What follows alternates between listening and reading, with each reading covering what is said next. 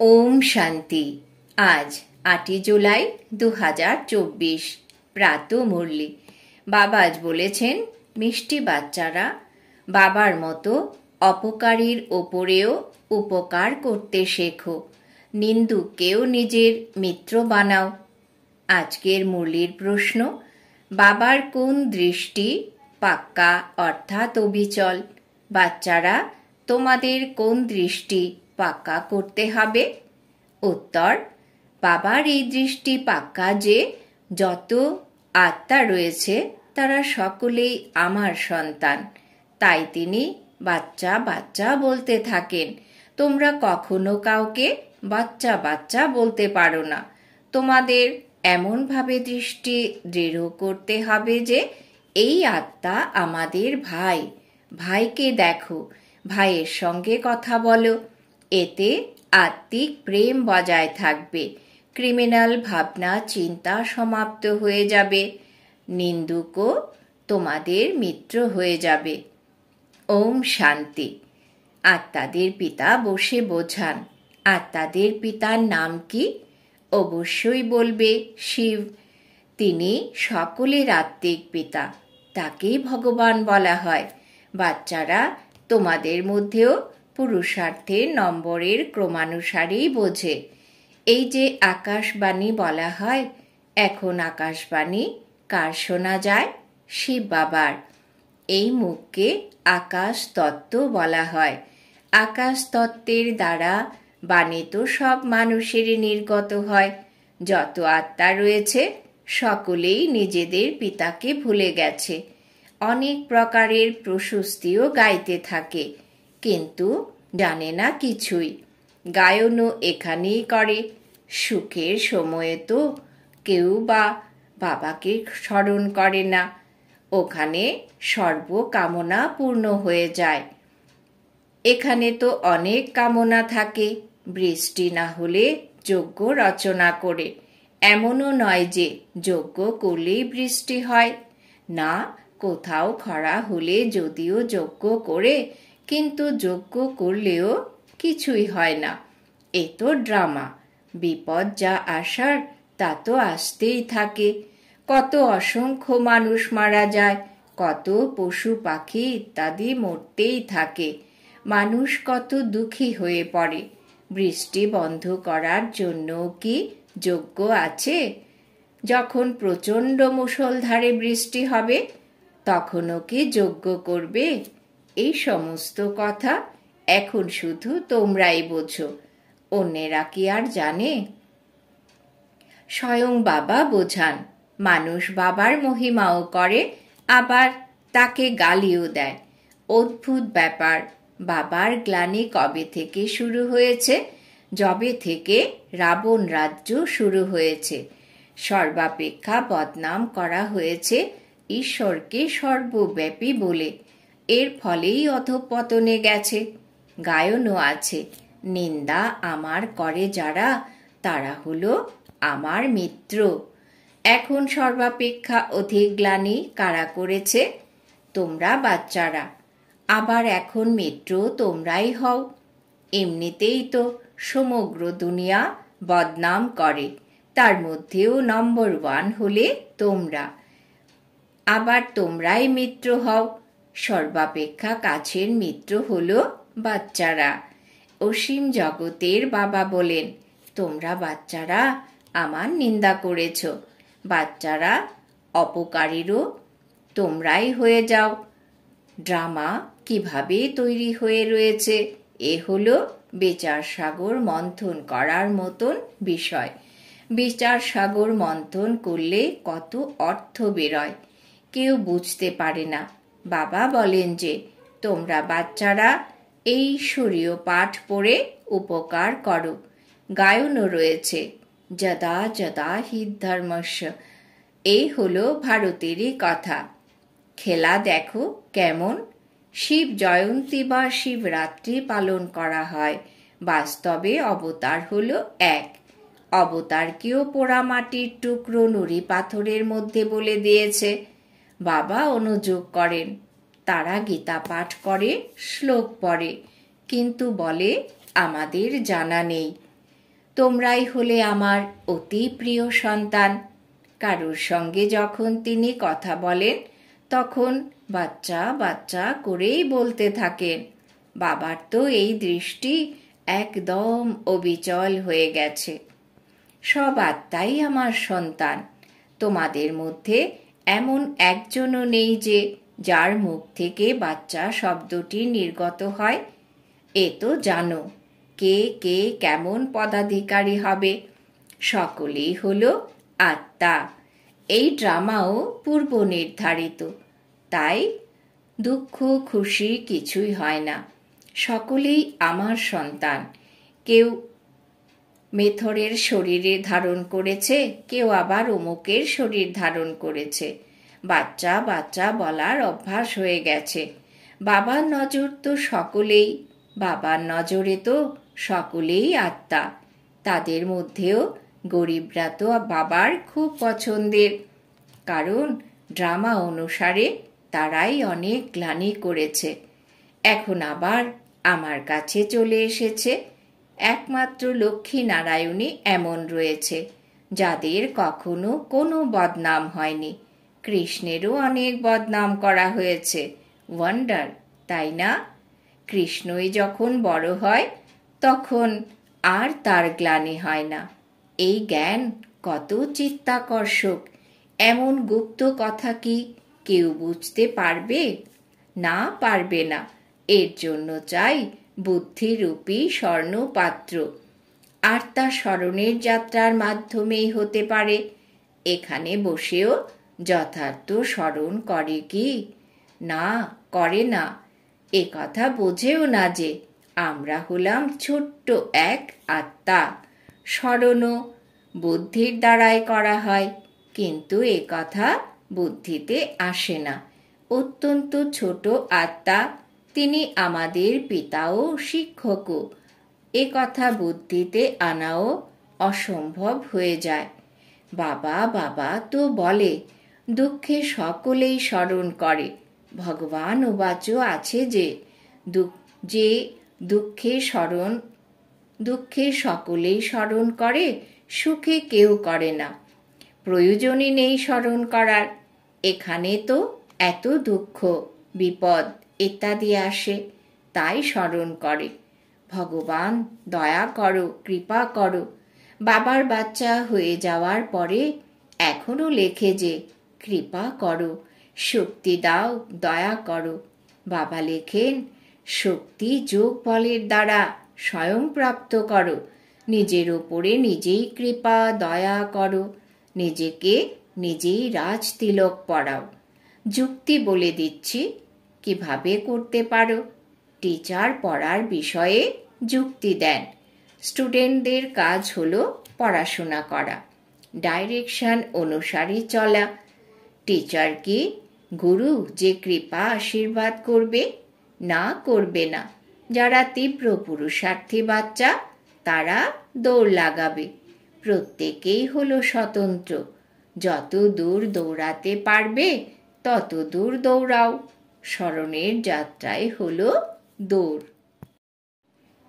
প্রত্যেক আত্মাই হলো ইন্ডিপেন্ডেন্ট। ভাই বোনের সম্পর্ক থেকেও মুক্ত করে দেওয়া হয়েছে। পরস্পরকে ভাই ভাই মনে করো, তাও ক্রিমিনাল আই যেতেই চায় না। তারা নিজেদের কাজ করতেই থাকে। এই সময় মানুষের সর্বাঙ্গই হলো ক্রিমিনাল। কাউকে লাথি মারছে, ঘুষি মারছে, তাহলে তো ক্রিমিনাল অঙ্গ হলো, তাই না? প্রতিটি অঙ্গই ক্রিমিনাল হয়ে গেছে। ওখানে কোনো অঙ্গই ক্রিমিনাল হবে না। এখানে প্রতিটি অঙ্গের দ্বারাই কুকর্ম করতে থাকে। সর্বাপেক্ষা অধিক ক্রিমিনাল অঙ্গ কোনটি? চোখ। বিকারের আশা আকাঙ্ক্ষা পূর্ণ না হলে তখন হাত চালায়। সর্বপ্রথমে হলো চোখ। সূরদাসের কাহিনীও রয়েছে যে নিজের চোখ উপড়ে ফেলেছিল। শিব বাবার তো কোনো শাস্ত্র পড়া নেই, এই রথের পড়া আছে, অর্থাৎ ব্রহ্মা বাবার পড়া আছে। শিব বাবাকে তো জ্ঞানের সাগর বলা হয়। এ কথা তোমরা জানো যে শিব বাবা কোনো পুস্তক পড়েন না। আমি হলাম নলেজফুল বীজ রূপ। এই হলো সৃষ্টিরূপী বৃক্ষ। এর রচয়িতা হলেন বাবা বীজ। বাবা বোঝান আমার নিবাসস্থান হলো নিরাকার লোকে। এখন আমি এই শরীরে বিরাজমান। আর কেউ বলতে পারে না যে আমি এই মনুষ্য সৃষ্টির বীজ রূপ। আমি পরম পিতা পরমাত্মা। কেউ এ কথা বলতে পারবে না। কেউ যদি ভালো সেন্সিবল হয় আর কেউ তাকে বলে ঈশ্বর সর্বব্যাপী, তবে সে ছট করে প্রশ্ন করবে যে তুমিও কি ঈশ্বর? তুমিও কি আল্লাহ সাই? তা হতে পারে না। কিন্তু এই সময় কেউ এমন সেন্সিবল নেই।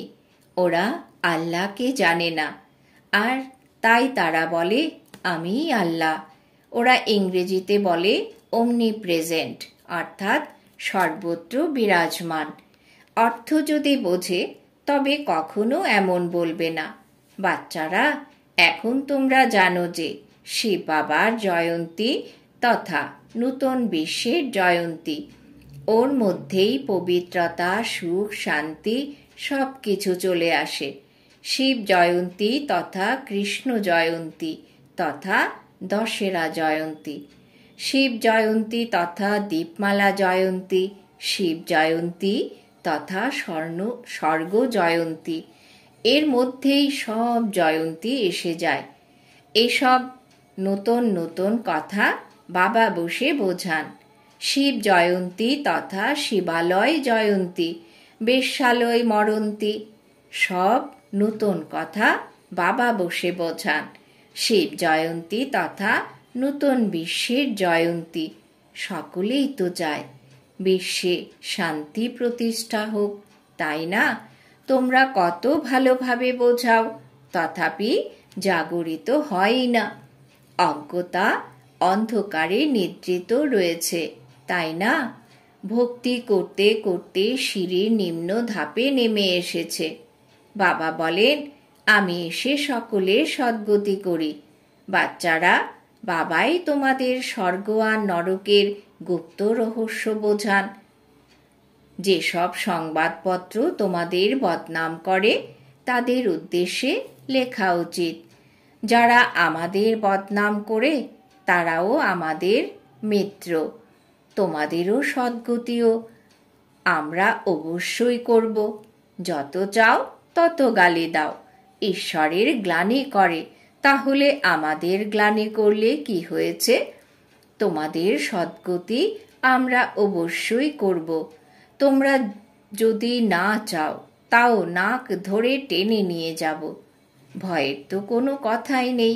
যা কিছুই করো তা কল্প পূর্বেও করেছ। আমরা বিকেরা তো সকলেরই সদ্গতি করব। ভালোভাবে বোঝানো উচিত। অবলাদের উপরে অত্যাচার তো কল্প পূর্বেও হয়েছিল। এ কথা বাচ্চারা ভুলে যায়। বাবা বলেন অসীম জগতের সব বাচ্চারাই আমার গ্লানি করে। বাবার কাছে সর্বাপেক্ষা প্রিয় মিত্র হলো বাচ্চারাই। বাচ্চারা তো ফুল হয়। বাচ্চাদের মা বাবারা চুম্বন করে, মাথায় বসিয়ে রাখে, তাদের সেবা করে। বাবাও তোমাদের বাচ্চাদের সেবা করেন। তোমরা এখন এই নলেজ পেয়েছ, যা তোমরা সঙ্গে করে নিয়ে যাবে। যারা নেবে না তাদেরও ড্রামায় পার্ট রয়েছে, সেই পার্ট প্লে করবে। হিসেব নিকেশ চুকিয়ে ঘরে চলে যাবে। স্বর্গ তো দেখতে পায় না।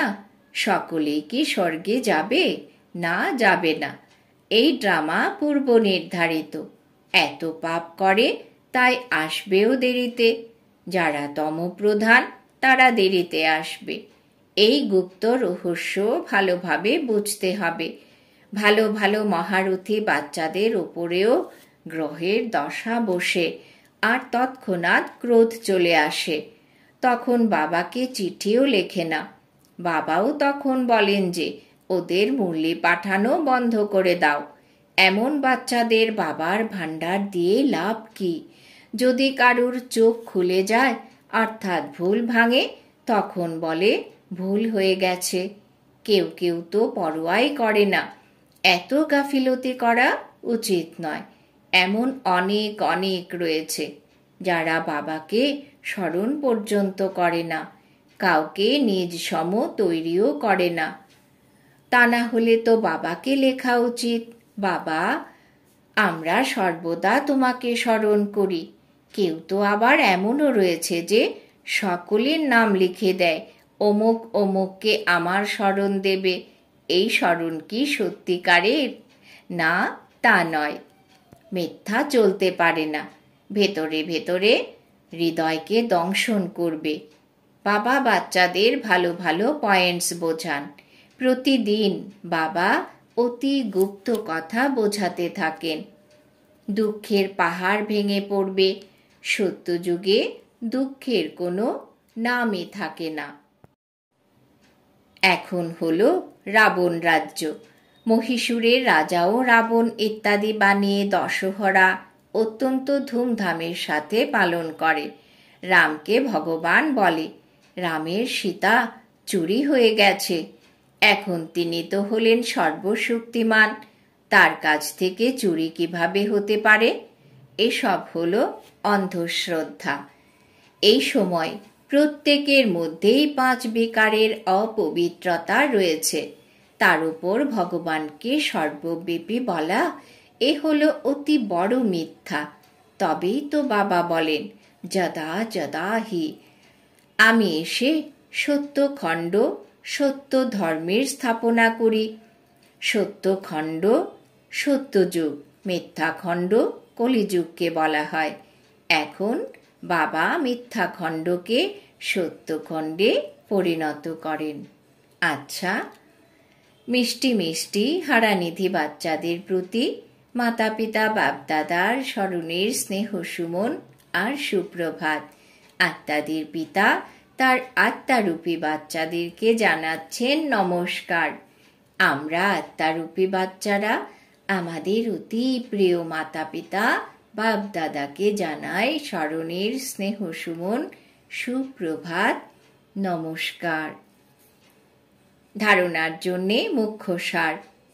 1 নম্বর, এই গুচ্ছ বা চিত্তাকর্ষক জ্ঞানকে বোঝার জন্য বুদ্ধিকে স্মরণের যাত্রার মাধ্যমে স্বর্ণপাত্রে পরিণত করতে হবে।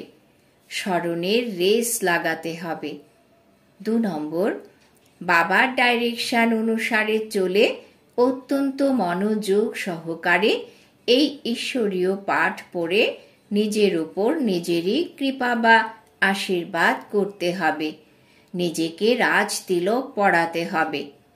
নিন্দুককে নিজের মিত্র মনে করে তাদেরও সদ্গতি করতে হবে। বরদান। বাবা আজ বরদান দিয়েছেন, ওপর থেকে অবতরিত হয়ে অবতার হয়ে সেবা করা সাক্ষাৎকার মূর্তি ভব। ওপর থেকে অবতরিত হয়ে অবতার হয়ে সেবা করা সাক্ষাৎকার মূর্তি ভব। ব্যাখ্যা: যে রকম বাবা সেবার জন্য ওপর থেকে নিচে আসেন, সেই রকম আমরাও সেবার জন্য ওপর থেকে নিচে এসেছি।